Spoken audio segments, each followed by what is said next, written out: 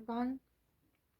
I'm going to read you Harry Potter Part 1 and the Philosopher's Stone in English, of course, and just look at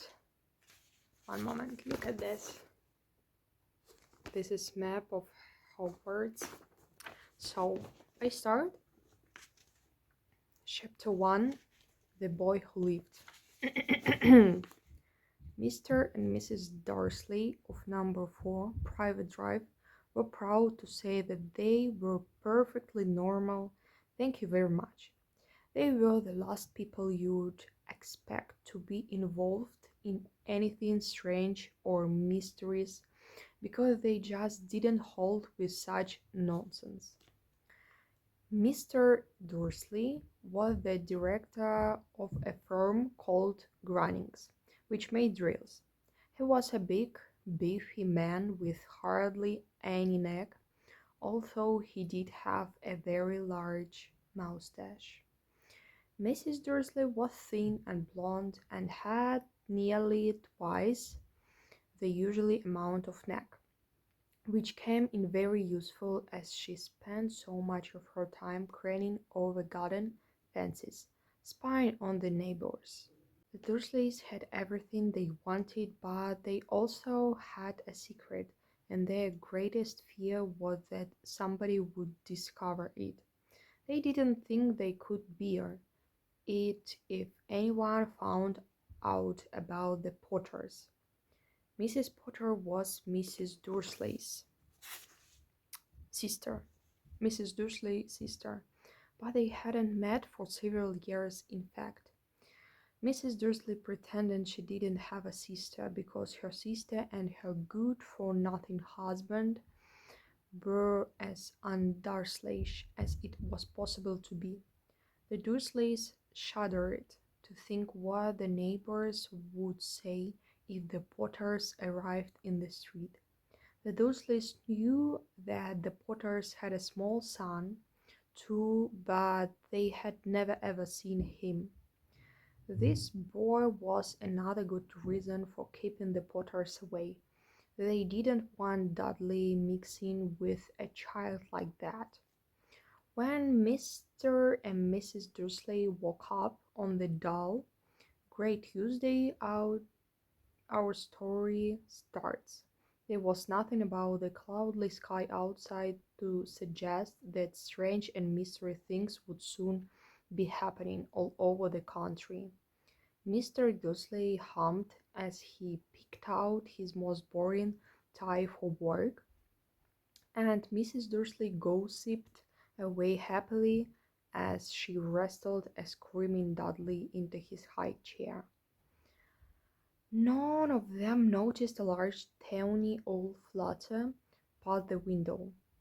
At 8:30, Mr. Dursley picked up his briefcase, pecked Mrs. Dursley on the cheek, and tried to kiss Dudley goodbye, but missed, because Dudley was now having a tantrum and throwing his cereal at the walls.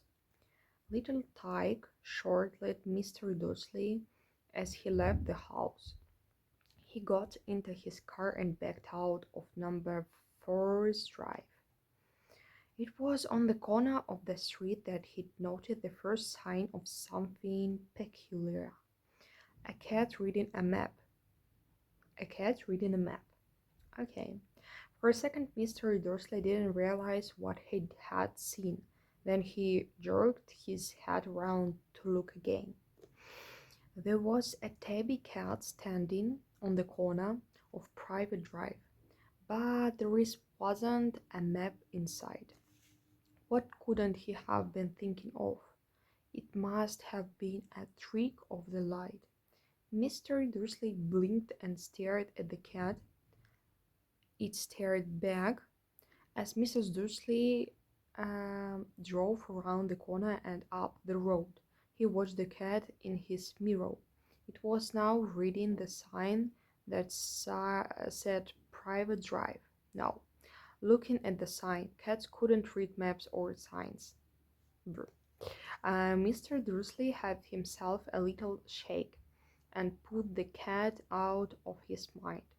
As he drove towards town, he thought of nothing except a large order of drills he was hoping to get that day. But on the edge of town, drills were driven out of his mind, but something else. As he cat, oi, as he sat in the usual morning traffic jam, he couldn't help noticing that there seemed to be a lot of strangely dressed people about. People in cloaks. People in cloaks. Mr. Dursley couldn't bear them. People who dressed in funny clothes, the get-ups you saw on only people. He supposed this was some stupid new fashion. He drummed his fingers on the steering wheel, and his eyes fell on the handle of this weirdest standing quite close by. They were whispering excitedly together. Mr. Dursley was enraged to see that a couple of them weren't young at all. Why that man had to be older than he was, and wearing an emerald green cloak. The nerve of him! But then it struck Mr. Dursley that this was probably some silly stunt. These people were obviously collecting for something. Yes, that would be it. The traffic moved on, and a few minutes later, Mr. Dursley arrived in the Grunnings car park, his mind back on drills. Mr. Dursley always sat with his back to the window in his office on the ninth floor. If he hadn't, he might have found it harder to concentrate on drills that morning. He didn't see the owls swooping past in broad daylight, though people down in the street did. They pointed and gazed open-mouthed as owl after owl sped overhead.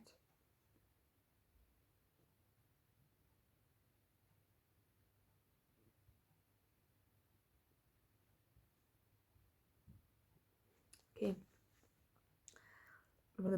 Most of them have never seen an owl. Most of them had never seen an owl, even at night time. Mr. Dursley, however, had a perfectly normal, all-free morning. He yelled at 5 different people.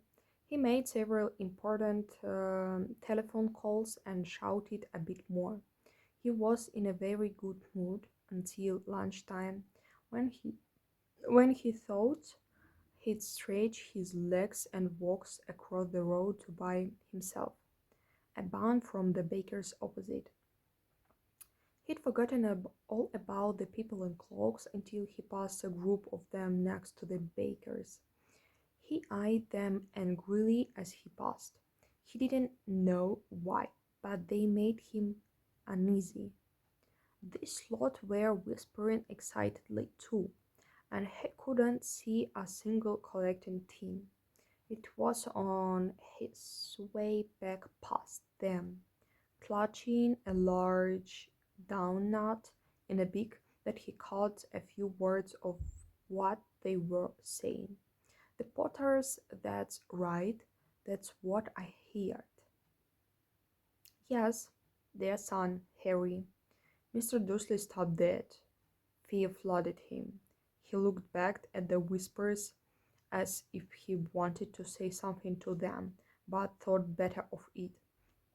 He dashed back across the road, hurried up to his office, snapped at his secretary not to disturb him, seized his telephone, and had almost finished dialing his home number when he changed his mind. He put the receiver back down and stroked his moustache, thinking, no, he was being stupid. Potter was such an unusual name. He was sure there were lots of people called Potter who had a son called Harry.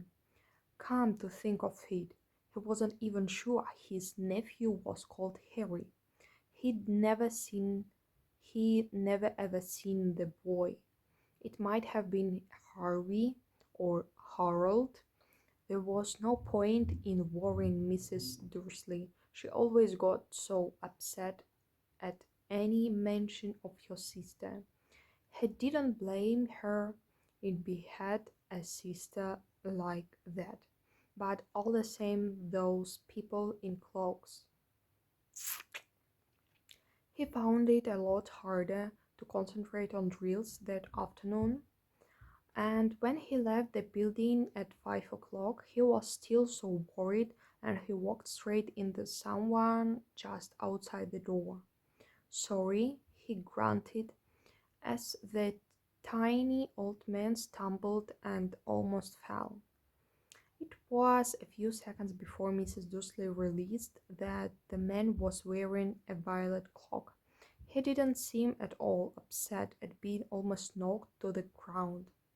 On the contrary, his face split into a wide smile and he said in a squeaky voice that made passers-by stare, "Don't be sorry, my dear sir, for nothing could upset me today.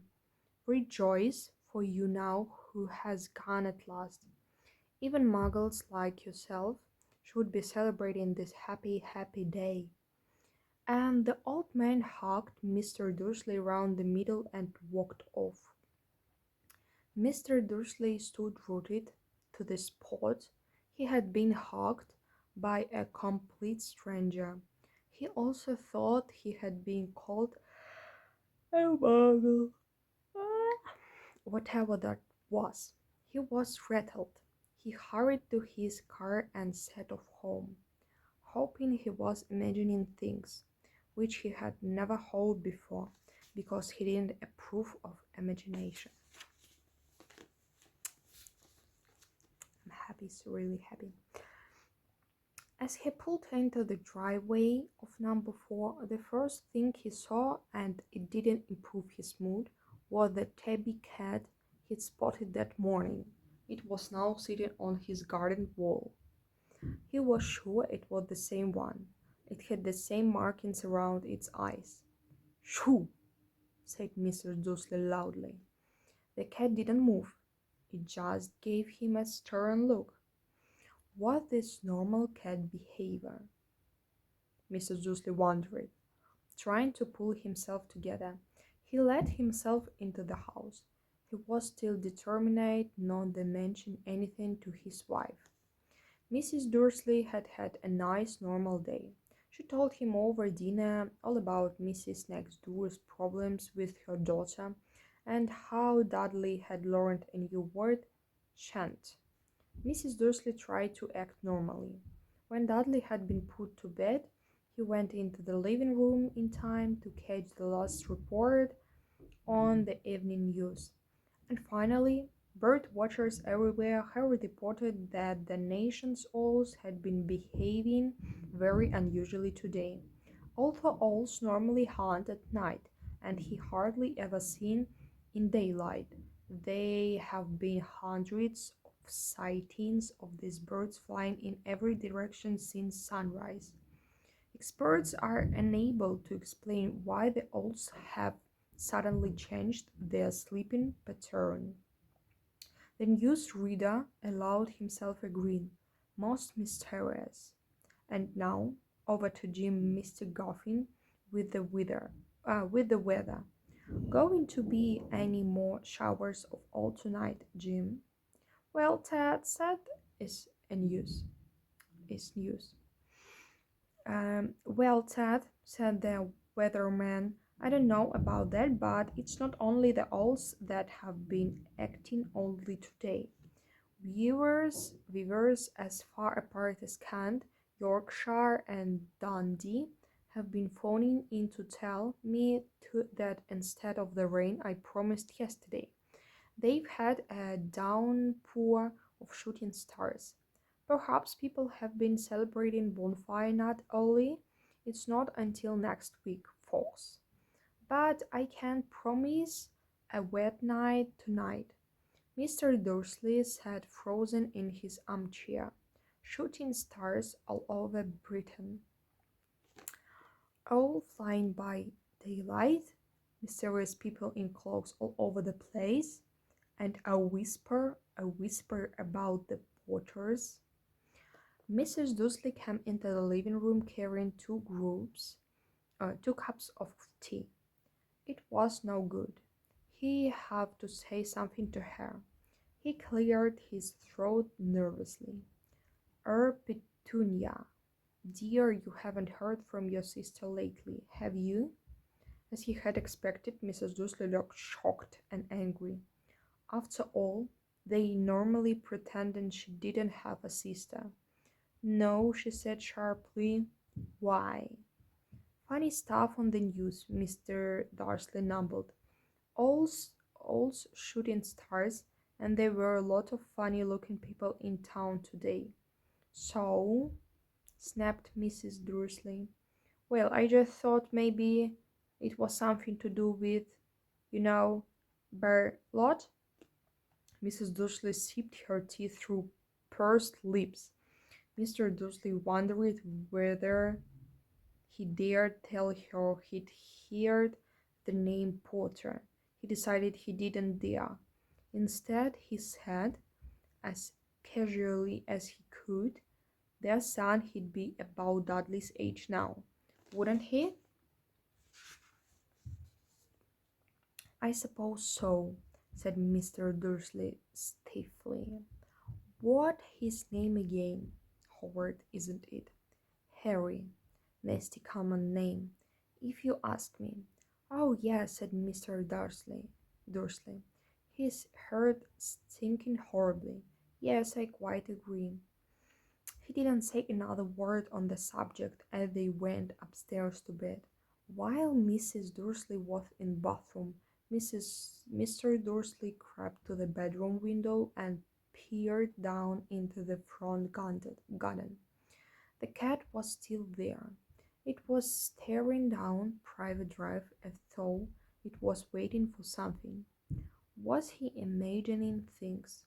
Could all this have anything to do with the Potters? If it did, if it got out that they were related to a pair of, well, he didn't think he could bear it. The Dursleys got into bed. Mrs. Dursley fell asleep quickly, but Mr. Dursley lay awake, turning it all over in his mind. His last comforting thought before he fell asleep was that even if the Potters were involved, there was no reason for them to come near him and Mrs. Dursley. The Potters knew very well what he and Petunia thought about them and their kind. He couldn't see how he and Petunia could get mixed up in anything that might be going on. He yawned and turned over. It couldn't affect them. How very wrong he was. Mr. Dursley might have been drifting into an uneasy sleep, but the cat on the wall outside was showing no sign for sleepiness. It was sitting as still as a statue, its eyes fixed unblinkingly on the far corner of Private Drive. It didn't so much as quiver when a car door slammed in the next street. Oh my gosh. Whoa. My leg. Not when 2 owls swooped overhead.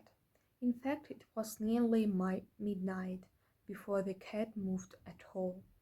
A man appeared on the corner the cat had been watching, appeared so suddenly and silently you'd have thought he'd just popped out of the ground. The cat's tail twitched and its eyes narrowed. Nothing like this man had ever been seen in Private Drive. He was tall, thin, and very old, judging by the silver of his hair and beard, which were both long enough to tuck into his belt.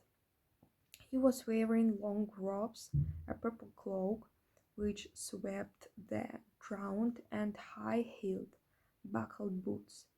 His blue eyes were light, bright, and sparkling behind half-moon spectacles, and his nose was very long and crooked, as though it had been broken at least twice. This man's name was Albus Dumbledore. The man. Oh my god, my favorite man. Albus Dumbledore didn't seem to realize that he had just arrived in a street where everything from his name to his boots was unwelcome. He was busy rummaging in his cloak, looking for something. But he did seem to realize he was being watched because he looked up suddenly at the cat, which was still staring at him from the other end of the street. For some reason, the sight of the cat seemed to amuse him.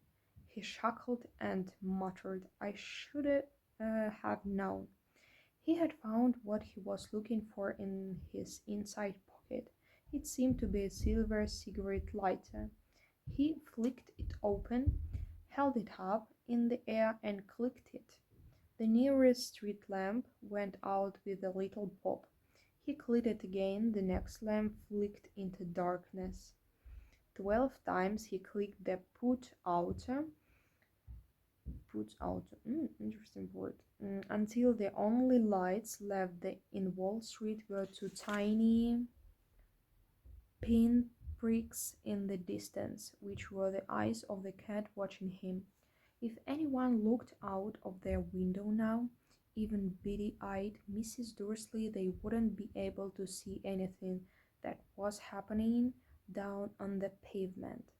Dumbledore slipped the put-outer back inside his cloak and set off down the street towards number 4, where he sat down on the wall next to the cat. He didn't look at it, but after a moment he spoke to it. "Fancy seeing you here, Professor McGonagall," the main woman in this book. He turned to smile at the tabby, but it had gone. Instead, he was smiling at a rather severe-looking woman who was wearing square glasses exactly the shape of the markings the cat had had around its eyes. She too was wearing a cloak, an emerald one. Her black hair was drawn into a tight bun. She looked distinctly ruffled. "How did you know it was me?" she asked. "My dear Professor, I've never seen a cat sit so stiffly." You'd be stiff if you'd been sitting on a brick wall all day," said Professor McGonagall. "All day, when you could have been celebrating. I must have passed a dozen feasts and parties on my way here." Professor McGonagall sniffed angrily. "Oh yes, everyone celebrated all right," she said impatiently. "You'd think they'd be a bit more careful, but no, even the muggles have noticed something's going on. It was on the news." She jerked her head back at the Dursley dark living room window. "I heard it. Flocks of owls, shooting stars. Well, they're not completely stupid. They were bound to notice something. Shooting stars down in Kent. I'll bet that was Daedalus Diggle. He never had much sense." "You can't blame them," said Dumbledore gently. "They've had precious little to celebrate for 11 years. Okay, I stop on 11th page, and I think I stop on this video. It's also part 1, chapter 1, but I just make two parts of chapter 1, and yes, I don't know, it's really interesting. Of course, I read these books so a lot of time. Oh, I have a, I don't know how it's to say, how it's called, закладка. So see you soon.